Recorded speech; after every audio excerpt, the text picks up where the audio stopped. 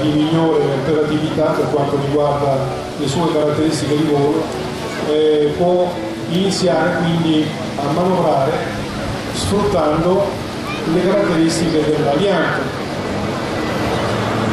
Ecco, da rumore sentiamo che stanno arrivando, che sono poco numerosi i nostri due amici, e vedete la caratteristica di questo volo dolce e silenzioso è il fatto che volano a specchio con il velivolo monoposto, che è un RF4D, il Fournier tutte e due, e si trova esattamente sotto. Vedete in alcune condizioni di luce, vedete esattamente la proiezione dell'ombra del velivolo che si trova sopra, la vedete esattamente proiettata sul velivolo sottostante. Naturalmente sopra c'è il Fournier RF5, che è la caratteristica di avere una nave leggermente più lunga, pesa un po' di più, pesa quasi il doppio, e ha una velocità, comunque la velocità massima dei due velivoli è, con il motore naturalmente, di circa 200-220 km/h. Hanno una velocità di crociera che si aggira attorno ai 180-190 km/h, e vedete il velivolo monoposto, che è l'F4D, come dicevo, ha un'apertura all'area di 11,26 metri, mentre il biposto, sono due posti in tandem, ha un'apertura all'area di 13,74 metri. Progettati e costruiti dall'ingegnere francese René Fournier negli anni 60.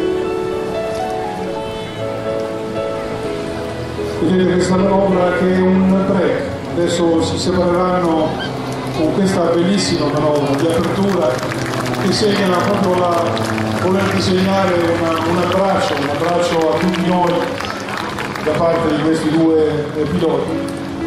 Naturalmente i due velivoli hanno due motori diversi. Il monomotore ha un motore rettimo da 80 cavalli, che è un motore derivato da un motore Volkswagen maggiorino, per farvi capire di cosa si tratta, il Procia. È un motore da 1100 cm3 e ha un consumo bassissimo, mentre il biposto ha un motore Limbach da 80 cavalli che opera a 3500 giri. Consuma 12 litri di carburante ora. Il carburante è il carburante Mogas, quello da 100 ottani. Grazie alla linea aerodinamica e alle caratteristiche dei motori, i due velivoli possiedono una grandissima autonomia, tale per permettere ai Blue Voltage di raggiungere velocemente anche le località più distanti. Nel passato i due motorianti sono stati impiegati anche per l'effettuazione di spettacolari RAI su distanze intercontinentali e per voli transoceanici. E di nuovo in questo volo a specchio, bellissimo.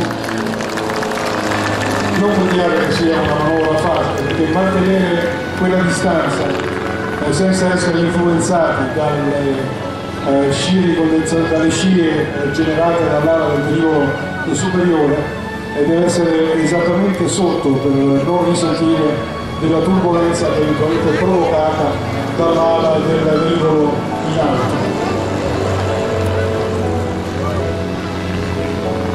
Naturalmente molti di noi apprezzano il volo silenzioso, molti di noi desiderano sentire il rumore di questi motori molto dolce, molto tranquillo. Vedete anche le manovre sono dolci e tranquille. Naturalmente ogni oggetto fa più rumore e dà più spettacolo dal punto di vista operativo, però dal punto di vista acrobatico la dolcezza di queste manovre sicuramente ci fa apprezzare il volo di questi due ragazzi. Risiedono nel campo volo Jonathan, che si trova sulla linea del Piave in provincia di Treviso, poco lontani da Conegliano. Il campo Jonathan è un campo che è la sede di un grandissimo ricostruttore di velivoli storici. Vi parlo naturalmente di Zanato, il quale ha ricostruito letteralmente il flyer dei fratelli Wright, e lo ha fatto rivolare davanti a un pubblico di intenditori a Guidonia, esattamente 100 anni dopo il primo volo a motore. Ecco di nuovo su di noi, e allora questa separazione, di nuovo questa apertura,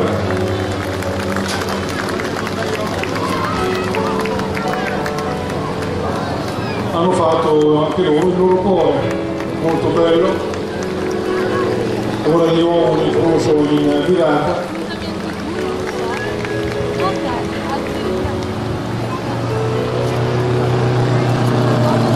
Posizione di Annacone, bravissimi come sempre. Pensate che ieri hanno fatto fatica a raggiungere Jesolo, l'aeroporto di Capocito, dove sono dislocati in questo momento, perché le condizioni meteorologiche, tutti noi ci siamo accorti di questo ieri, non consentivano ai due velivoli di poter decollare dalla zona di Treviso dove stavano e poter arrivare qui a Jesolo.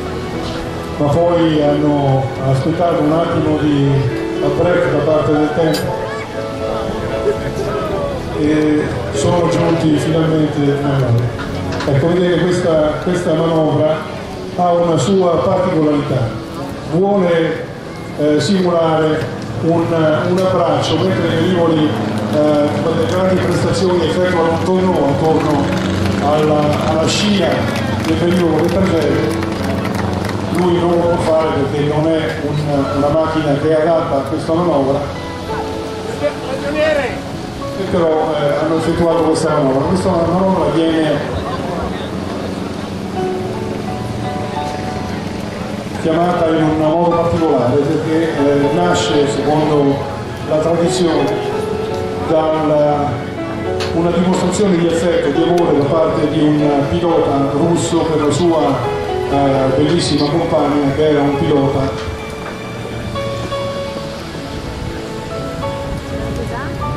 sempre dell'Unione Sovietica, veniva da un paese molto freddo, quello di Ofra, Pakistan. Vediamo una delle ultime manovre di questa formazione, questo break di nuovo.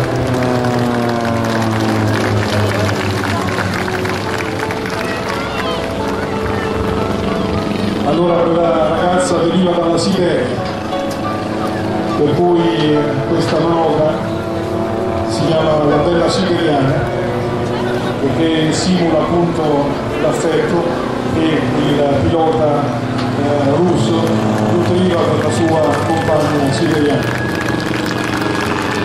Per essere un po' più pratici, nella realtà questa manovra viene ripetuta, che nasce da un film famoso degli anni 60 con gli interpreti di John Wayne, dei panni di colonnello pilota dell'aeronautica militare americana, e Janet Leigh, che faceva la parte di una spia sovietica, un tenente pilota, e tra le tante vicende e peripezie alla fine i due si innamorano, e il John Wayne, per dimostrare il suo affetto, effettua dei turni attorno al velivolo russo della sua compagna.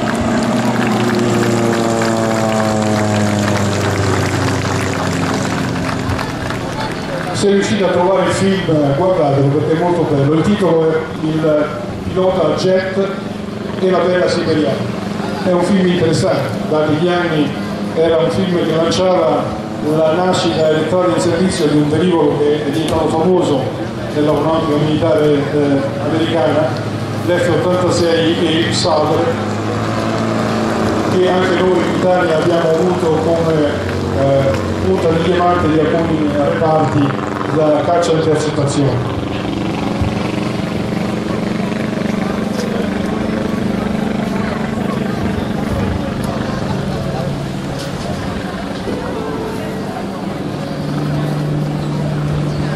Ed ecco l'ultimo passaggio del Blue Voltige e il passaggio di saluto. Salutiamo questi ragazzi ringraziandoli della loro presenza.